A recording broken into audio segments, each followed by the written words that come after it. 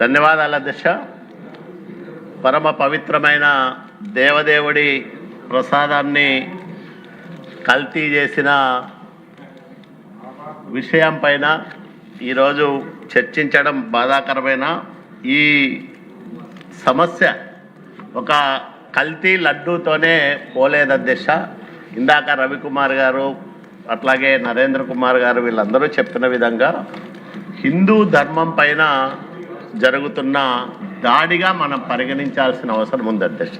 ఎందుకంటే తిరుమల లడ్డు ఎప్పుడో 9వ శతాబ్దంలో ప్రారంభమైందని, 15వ శతాబ్దంలో మనోహరం పేరుతో మరి ఈ బెల్లం కలపడం స్టార్ట్ అయిందని, తర్వాత 1512లో విజయనగర సామ్రాజ్యం కాలంలో తిమ్మర్స్ గారు దీన్ని వ్యవస్థీకృతం చేసే ఓ మంచి వ్యవస్థను ఏర్పాటు చేశారు. అమ్మకం ప్రారంభమైంది ఈస్ట్ ఇండియా కంపెనీ 1803లో ప్రారంభం చేసింది. మరి వాళ్ళు కూడా ఇంత దారుణంగా వ్యాపారం చేసి ఉండరు. తిరుమల లడ్డూతో 100 కోట్ల రూపాయల వ్యాపారం చేసిన వైసీపీ నాయకుల కుట్రలను ఛేదించే విధంగా సిట్టు దర్యాప్తు ఇంకా సాగలేదనేది నా బాధ, ఆవేదన అధ్యక్ష. ఎందుకంటే ఎవరో ఒకరిద్దరు ఉద్యోగులు తప్పు చేశారు, వాళ్ళను ఏదో శిక్షిస్తామని మంత్రి గారి ప్రకటనలో అసలు ముద్దాయిలు, అసలు దోషుల ప్రస్తావన ఎక్కడా కూడా లేదు అధ్యక్ష. ఇది నిజంగా చాలా బాధాకరమైన విషయం అధ్యక్ష. ఎందుకంటే నేను ఒక భక్తుడిగా ఆ ఇలవేల్పును కొలిసే కుటుంబ సభ్యుడిగా నేను చెప్తున్నాను అధ్యక్ష. మరి ఈ కరుణాకర్ రెడ్డి గారు, వైవి సుబ్బారెడ్డి గారు వీళ్ళిద్దరి కుట్రల ఫలితంగానే దేవదేవుడు ఈరోజు ఈ లడ్డూ ప్రసాదం విషయంలో అంతర్జాతీయంగా ఒక చర్చనీయాంశంగా మారాడు అధ్యక్ష. కరుణాకర్ రెడ్డి 2006-8 మధ్య టీటీడీ చైర్మన్గా పనిచేశారు అధ్యక్ష. సాధారణంగా టీటీడీ చైర్మన్ అంటే అత్యంత భక్తి విశ్వాసాలు కలిగిన వ్యక్తులను ఎంపిక చేయడం ఆనవాయితీగా వస్తుంది అధ్యక్ష. ఎంతో కాలంగా 1000 సంవత్సరాల నుంచి ఈ లడ్డు వితరణ, వినియోగము అట్లాగే ఇవన్నీ జరుగుతున్న సందర్భంలో అనేక మంది, 100 మంది పాలక మండలి సభ్యులుగా, చైర్మన్లుగా చేసింటారు అధ్యక్ష. కానీ 2006-8లో 2 సంవత్సరాల పాటు చైర్మన్గా చేసిన కరుణాకర్ రెడ్డి మరి ఆ రోజు అనేక అవినీతి అక్రమాలు సాగిస్తే ఒక పవిత్రమైన ధార్మిక సంస్థకు అధినేతగా వ్యవహరించిన వ్యక్తి 2011లో తన కుటుంబ సభ్యులు, తన కూతురికి సంబంధించిన పెళ్లిని మెదక్ చర్చిలో చేస్తాడు అధ్యక్ష. ఈ చక్కటి చిరునవ్వులు చిందిస్తున్న జగన్మోహన్ రెడ్డి కూడా ఆ పెళ్లికి హాజరయ్యాడు. జగన్మోహన్ రెడ్డి బంధువులు అబ్బాయికే చేశారు. దీంట్లో తప్పులేదు అధ్యక్ష. నేను వేరే మతానికి సంబంధించిన ఆచారాలను అనుసరించకూడదని, నేను హిందువును, నేను ఎప్పుడు గర్వపడతా ఉంటాను హిందువునని. ఇతర మతాలను గౌరవిస్తాం, నా మతాన్ని నేను ప్రేమిస్తా, అది నా హక్కు, నా ధర్మం. కానీ పరాయి మతాలకు సంబంధించిన ఆచారాలు ఇళ్లల్లో పాటిస్తూ ఒక అత్యంత పవిత్రమైన, ప్రపంచంలోనే హిందూ ధార్మిక సంస్థ, అత్యంత ప్రాశస్త్యం కలిగిన ధార్మిక సంస్థకు అధినేతగా ఉన్న వ్యక్తి 2 సంవత్సరాలు పనిచేసిన తర్వాత కూడా అతని ఆలోచనల్లో, అతని విధానంలో మార్పు రాలేదనే దానికి ఇది ఒక పెద్ద ఉదాహరణ అధ్యక్ష. మరి ఇట్లాంటి వ్యక్తిని మళ్ళా 2023 ఆగస్టులో జగన్మోహన్ రెడ్డి మళ్ళా రెండోసారి టీటీడీ చైర్మన్గా అవకాశం ఇచ్చాడు అధ్యక్ష. అట్లాగే సుబ్బారెడ్డి గారు, ఆయన కనుసన్నల్లోనే నిబంధనలన్నీ కూడా మార్చారు. టెండర్ల నిబంధనల్లో మార్పుల వల్లనే ఈ కల్తీకి అంకురార్పణ జరిగింది. ఇష్టం వచ్చిన కంపెనీలకు ఈ ఆర్డర్లు ఇచ్చుకోవడానికి దాదాపు టర్నోవర్ 250 కోట్ల నుంచి 150 కోట్లకు తగ్గించడం, ఒక రోజు తప్పనిసరిగా 4 లక్షల లీటర్ల పాలు సేకరించాలనే నిబంధనలు అవసరం లేదనడం, అట్లాగే 8 టన్నుల నేతిని 1 ఏడాదిలో ఉత్పత్తి చేసి ఉండాలనేది అవసరం లేదనడం. అంటే వాళ్లకు సంబంధించిన కంపెనీలకు ఆర్డర్లు కట్టబెట్టడానికి యథేచ్ఛగా నిబంధనలను సడలించడం ద్వారానే ఇట్లాంటి బోగస్ కంపెనీలన్నీ, అంటే పాలు సేకరించని, అట్లాగే నెయ్యి ఉత్పత్తి చేయని. ఎందుకంటే ఇందాక మా జ్యోతుల్ నెహ్రూ గారు చెప్పారు, రసాయనాల మిశ్రమానికి నెయ్యి రంగు రుచి కల్పించి నెయ్యిని భ్రమింపజేసి ఎన్ని కోట్లాది మంది, అంటే దాదాపు 20 కోట్ల లడ్డూలని ఇట్లా డిస్ట్రిబ్యూట్ చేశారు దేశం కల్తీ నెయ్యితో. ఈ 20 కోట్ల లడ్డు, ఒక్కొక్క లడ్డు 4-5 తిన్నా 100 కోట్ల సార్లు తినింటారు దేశ ఈ లడ్డూల్ని. మరి దీన్ని మనం చాలా సీరియస్గా తీసుకోవాల్సిన అంశం. మన రాష్ట్రంలోనే కాదు, ప్రపంచవ్యాప్తంగా శ్రీవారి భక్తులు ఉన్నారు. వాళ్ళందరూ ఈ రాష్ట్రంలో ఒక పవిత్రమైన దేవస్థానాన్ని అత్యంత పారదర్శకంగా, ఆధ్యాత్మిక కేంద్రంగా బాగా నిర్వహిస్తారనే అభిప్రాయంతో ఉన్నారు. మరి వాళ్ళ మనోభావాలను దెబ్బతీసే హక్కు ఎవరికి లేదు అధ్యక్ష. ఈరోజు కోట్లాది మంది భక్తుల మనోభావాలు దారుణంగా వైసీపీ నాయకుల వల్ల దెబ్బతిన్నాయి. దీన్ని ఆషామాషిగా తీసుకోకూడదు. నేను మంత్రి గారి రిపోర్టులో మరి ఇవన్నీ కూడా సీరియస్గా తీసుకున్న దాఖలాలు నాకైతే కనిపించడం లేదు అధ్యక్ష. ఎందుకంటే నేను చాలా బాధపడుతూ చెప్తున్నాను అధ్యక్ష. ఎందుకంటే ఇప్పుడు నేను అంతర్జాతీయంగా ప్రఖ్యాతులున్న పేరున్న 14 సంవత్సరాలు అప్పటికే ముఖ్యమంత్రిగా పనిచేసిన నారా చంద్రబాబు నాయుడు గారిని ప్రాథమిక సాక్ష్యాధారాలు లేకోకుండా ఒక పనికిమాలిన కేసులో అత్యంత అమానవీయంగా నంద్యాలలో అరెస్టు చేసినప్పుడు ప్రత్యక్ష సాక్షిగా ఉన్నాను అధ్యక్ష. ఆ రోజు ఎలాంటి ఆధారాలు లేదు. ఆ రోజు RRR మీ పేరుతోనే రఘురామరెడ్డి కూడా చలామణి అవుతూ ఉంటాడు.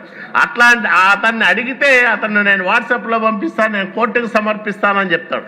అంత దారుణంగా ఆ రోజు ఒక మాజీ ముఖ్యమంత్రి మీద ఆ ప్రభుత్వం ప్రవర్తించింది. 53 రోజుల పాటు జైల్లో పెట్టింది. మరి ఈరోజు సుబ్బారెడ్డి పాత్ర స్పష్టంగా తెలుస్తూ ఉంది. సుబ్బన్న అట్లాగే చిన్నన్న ఇద్దరు ఒకటే అని స్పష్టంగా తెలుస్తుంది. సుబ్బారెడ్డి ఫోన్ నంబరు హలో అంటే చిన్నన్ననే హలో అంటాడనేది మరి తెలుస్తూ ఉంది.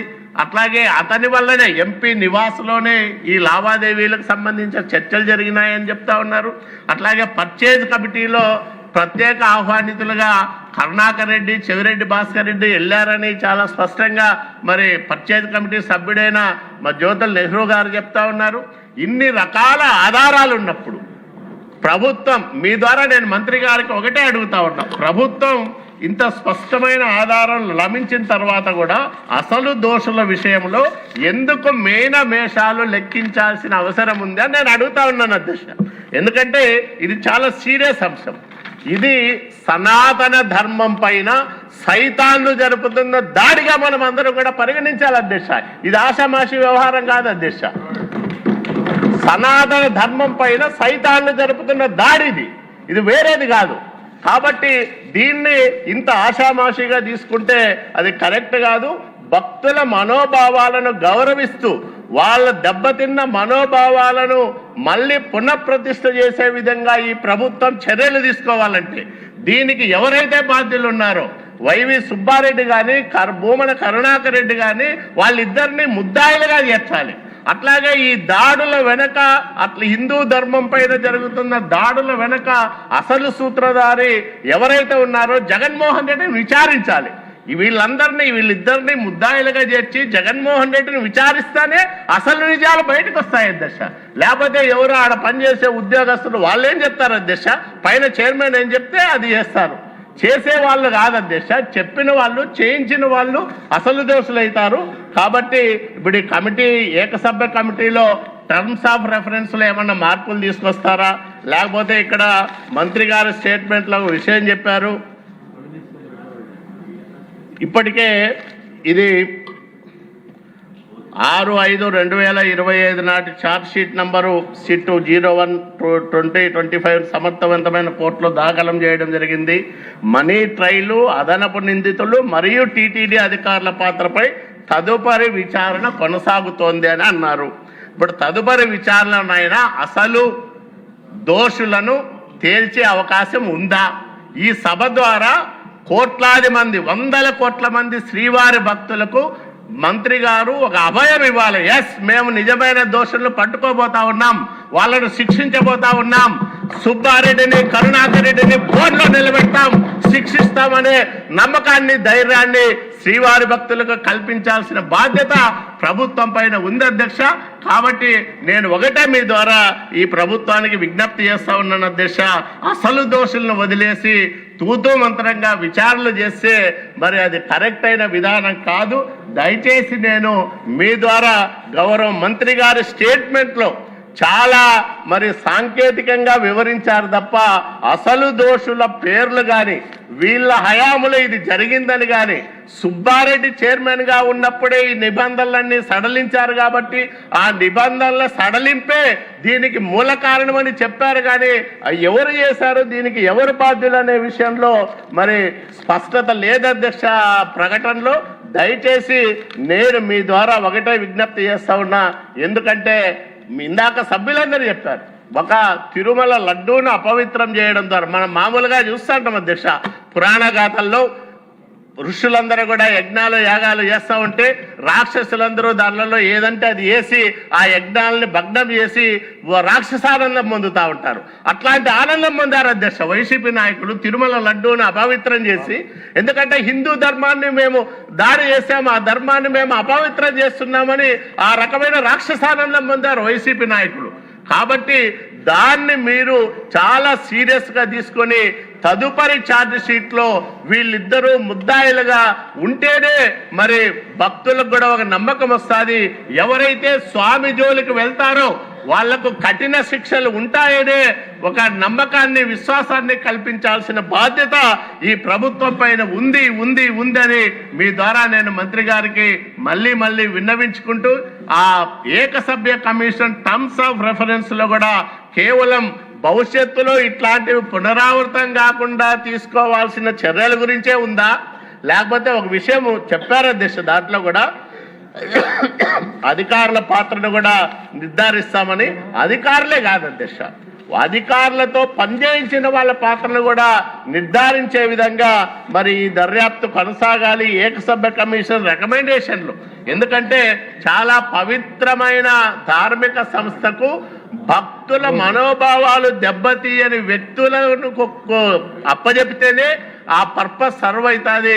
మరి కాబట్టి ఇట్లాంటి ఒక ఉదాత్తమైన అత్యున్నతమైన వందల కోట్ల మంది భక్తుల విశ్వాసాలను చూరగొన్న దేవదేవుడి పవిత్రతను కాపాడడంలో ఈ ప్రభుత్వం ఎక్కడా రాజీ పడకూడదని మీ ద్వారా నేను విన్నవించుకుంటూ, అసలు దోషులను మరి మీరు నిర్ధారించి వాళ్ళకు శిక్షలు పడేటట్లుగా చేయకపోతే దీనికి అర్థం ఉండదని కూడా ఈ సందర్భంగా కొంత బాధతో ఉన్నా కూడా మంత్రి గారికి నేను విన్నవించుకుంటూ సెలవు తీసుకుంటున్నాను అధ్యక్ష.